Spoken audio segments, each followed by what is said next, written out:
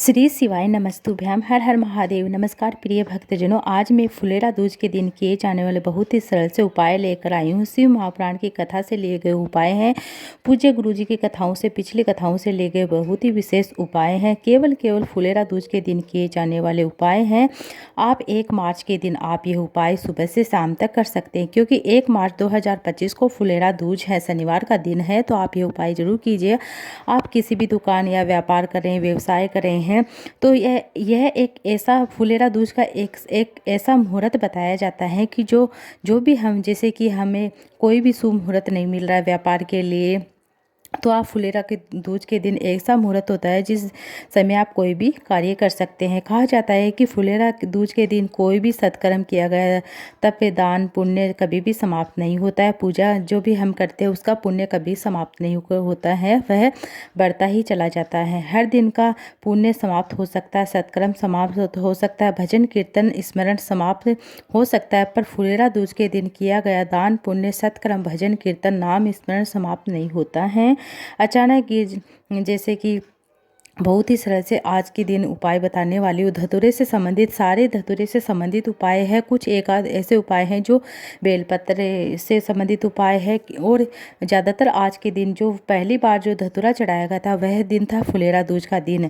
तो आप ये उपाय ज़रूर कीजिएगा। धतूरे की, जैसे कि किसी को अस्थमा की शिकायत है, किसी जैसे कि सांस फूलने लगता है चलते हुए, दमा की शिकायत है, तो आपको, जैसे कि किसी व्यक्ति को मिर्गी का कोई पेशेंट है, दमे की शिकायत का पेशेंट है, सांस की कोई भी प्रॉब्लम है, हाफड़ला चढ़ता है चलने में, तो उन लोगों के लिए बहुत ही सलसा उपाय है। आपको क्या करना, धतूरे की जड़ लेना है, और आपको धतूरे की जड़ लेना है, और उस धतूरे की जड़ को धोकर ले आइए घर पे, और उसको थोड़ी सी जड़ को तो आपको घिस के चंदन बनाकर और भगवान शिवलिंग के लेपन करना है, और थोड़ी सी जड़ को शिवलिंग के ऊपर चढ़ा देना है।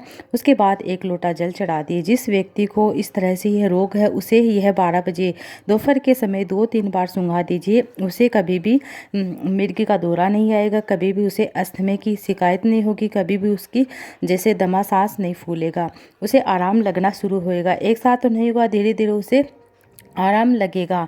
जैसे कि अब दूसरा विशेष उपाय बताने जा रही हूँ। जैसे कि आपके कोई भी, किसी भी घर में कोई भी ऐसा मतलब व्यक्ति है जिसे डॉक्टर ने कह दिया है कि आपको ऑपरेशन कराना पड़ेगा, आपको बहुत ही प्रबल बीमारी है, गांठ हो गई है, आपको ऑपरेशन कराना पड़ेगा, ऑपरेशन के बगैर आपकी यह तकलीफ ठीक नहीं हो सकती। तो फुलेरा के दूज के दिन अर्थात 1 मार्च के दिन आपको क्या करना है, 5 बेलपत्र लेने हैं, और साथ में 1 लोटा जल लेना है। 5 बेलपत्र नंदीश्वर भगवान और 1 धतूरा लेना है। 5 बेलपत्र नंदीश्वर भगवान पर अर्थात भगवान नंदी पर समर्पित कर दीजिए। जीवन में कितनी बड़ी बीमारी क्यों न हो, वह आगे नहीं बढ़ेगी, ऑपरेशन की जरूरत नहीं पड़ेगी। आपको क्या करना है, 5 बेलपत्र भगवान नंदीश्वर के स्थान पर आपको चढ़ाने हैं, और जिनकी डंडे का मुख, जैसे कि हम सिर पर चढ़ाते हैं बेलपत्र, तो उनकी डंडे का मुख, जैसे कि हम सिर पर चढ़ाते हो तो उनकी डंडे का मुख भगवान नंदी की ओर होता है, और जो नीचे चढ़ाते हैं उसकी डंडे का मुख शिवलिंग की ओर होता है। इस तरह से हम बेलपत्र चढ़ाते हैं नंदी के ऊपर। 2 तरह से बेलपत्र चढ़ा, तो आपको सिर के ऊपर चढ़ा सकते हैं या नीचे चरण में चढ़ा सकते हैं, कोई भी क्रम में चढ़ा सकते हैं। इसमें गुरु जी ने ऐसा कुछ नहीं बताया है। और आपको इस तरह से नंदी के स्थान पर 5 बेलपत्र चढ़ाना, 1 लोटा जल आपको शिवलिंग के ऊपर धतूरा चढ़ाने के बाद चढ़ाना है। उस तरह से चढ़ाने के बाद आपको भगवान से प्रार्थना करना, निवेदन करना। इस तरह से 1 लोटा जल चढ़ाने के बाद बाबा से निवेदन करिए, जो भी तकलीफ होगी उसमें आराम लगेगा। फिर एक तीसरा उपाय बताने जा रही हूँ, यह भी रोग से संबंधित उपाय। जैसे आपके जैसे खाज खुजली का क्रम है, या शरीर में दर्द हो जाता है कहीं पर भी, तो आपको क्या करना है, जैसे पुतलियों का क्रम है, या कहीं पे भी खाज खुजली दांत दबे हैं, तो आपको क्या करना है, 1 लोटा जल लेना है, और 1 धतूरा लेना है, और थोड़ा सा चंदन लेना है। 1 लोटे जल के अंदर थोड़ा सा चंदन डाल लीजिए। उस शिवलिंग पर 1 धतूरा चढ़ाने के बाद वह चंदन युक्त जो जल लेकर आए हैं वह चढ़ा दीजिए। श्री शिवाय नमस्तु नमः शिवाय ओम नमः शिवाय बोलते हुए आपको फुलेरा दूज के दिन किया जाना है, बहुत ही सरसा। और उस जल को झेल कर ले आइए। जहाँ खाज खुजली होती है आपको वहाँ पर यह जल लगा लेना है। कम से कम आपको, जैसे कि 2-3 जैसे कि आपको आधा घंटा 15-20 मिनट आपको लगा के बैठे रहना है। जैसे कि आप पूरे शरीर पर लगा रहे हैं तो आपको कपड़ा उतार के फिर लगाना है।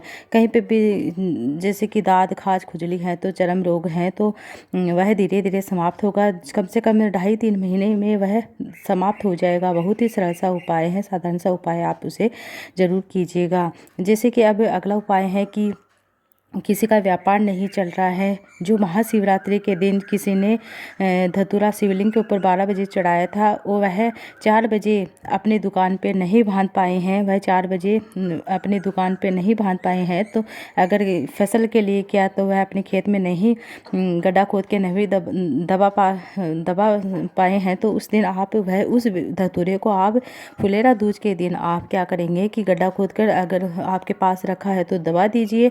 नहीं, अगर आप व्यापार के लिए किए हैं वह उपाय, तो आप फुलेरा दूज के दिन उस धतूरे को आप अपने व्यापार वाली जगह लाल कपड़े में बांध कर रख सकते हैं।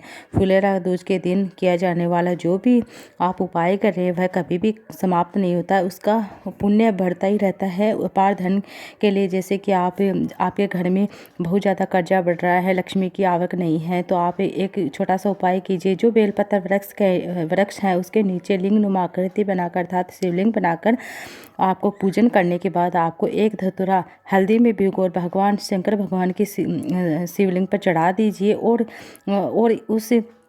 और आपको क्या करना है, वहाँ से आपको उस धतूरे से आपको एक बिंदी अपने रुमाल जो भी है कपड़ा लेके गए हैं उसके लगाकर रुमाल में लगाकर अपने व्यापार वाली व्यवसाय वाली जगह वह रुमाल रख दीजिए। आपका कर्जा धीरे धीरे चुकेगा, लक्ष्मी की आवक होगी आपके। अब अगला मैं उपाय बताने जा रही हूँ। जिन लड़का लड़की का विवाह नहीं हुआ है, मंगल विवाह नहीं हुआ है, चाहे उसे मतलब किसी तरह का कोई भी दोष नहीं है, राहु केतु कोई भी ग्रह अनुकूल नहीं है या प्रतिकूल नहीं है, वह अपने साथ जैसे कि आपको क्या करना, फुलेरा दूज के दिन बहुत ही सरल सा उपाय करना। आपको क्या करना, 5 बेलपत्र लेने हैं, 5 ही समी पत्र लेना, 1 धतूरा लेना है। अपने हाथ की हथेली में रखकर जिसका मंगल विवाह नहीं हो रहा है, वह कष्टप्रद है या कोई भी मतलब तकलीफ की वजह से उसका मंगल विवाह नहीं हो रहा है, तो आपको क्या करना, माता अशोक सुंदरी का स्थान सबको मालूम होता है।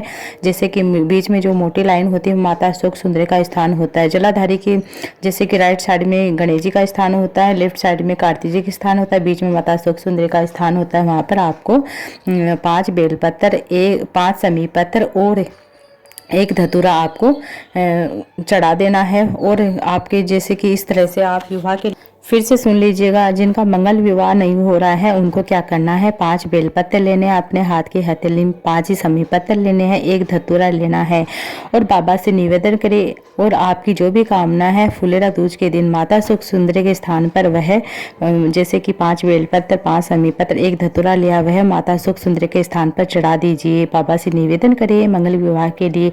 वैसे तो कहते हैं कि ज़्यादातर माता सुख सुंदरी के स्थान पर धतूरा नहीं चढ़ाते हैं, चढ़ाने का क्रम ज़्यादातर मतलब कम ही लोग चढ़ाते हैं, और जिस दिन चढ़ाने का क्रम रहता है वह फुलेरा दूज के दिन बहुत ज़्यादा संख्या में माता सुख सुंदरी के स्थान पर धतूरा चढ़ाने का क्रम बताया गया है। इस तरह से आपको फुलेरा दूज के दिन यह छोटे छोटे उपाय 4-5 उपाय हैं आपको कर लेने हैं। बहुत ही छोटे साधारण से उपाय हैं। कहते हैं कि फुलेरा दूज के दिन जो भी उपाय करते हैं, कर्म करते हैं, जो भी कार्य करते हैं उसका पुण्य कभी खत्म नहीं होता, समाप्त नहीं होता है। तो आप ये उपाय जरूर करके देखिएगा। श्री शिवाय नमस्तुभ्यम, हर हर महादेव। यह वीडियो अच्छा लगे तो वीडियो को लाइक ज़्यादा से ज़्यादा शेयर कीजिएगा।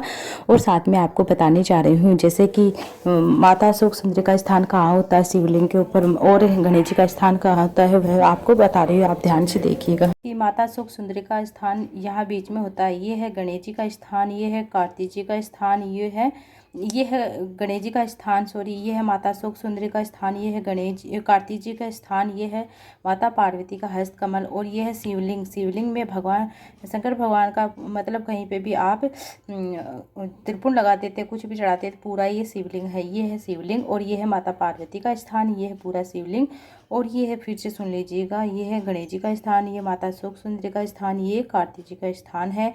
यहाँ पर 64 योगिनी, माता पार्वती की 64 योगिनियाँ नवनिधियाँ का स्थान होता है। यहाँ पर 33 कोटि देवी देवता विराजमान होते हैं। यहाँ पर ये जो जलाधारी जहाँ से नीचे जल गिरता है। अब आप ध्यान से सुनिएगा, आपको कहाँ धतूरा चढ़ाना है। आपको धतूरा, जिनका मंगल विवाह नहीं हो रहा तो उनको 5 बेलपत्र, 5 समी पत्र और 1 धतूरा आपको यहाँ पर चढ़ाना है। यहाँ पर माता शोक सुंदरी के स्थान पर चढ़ाना है।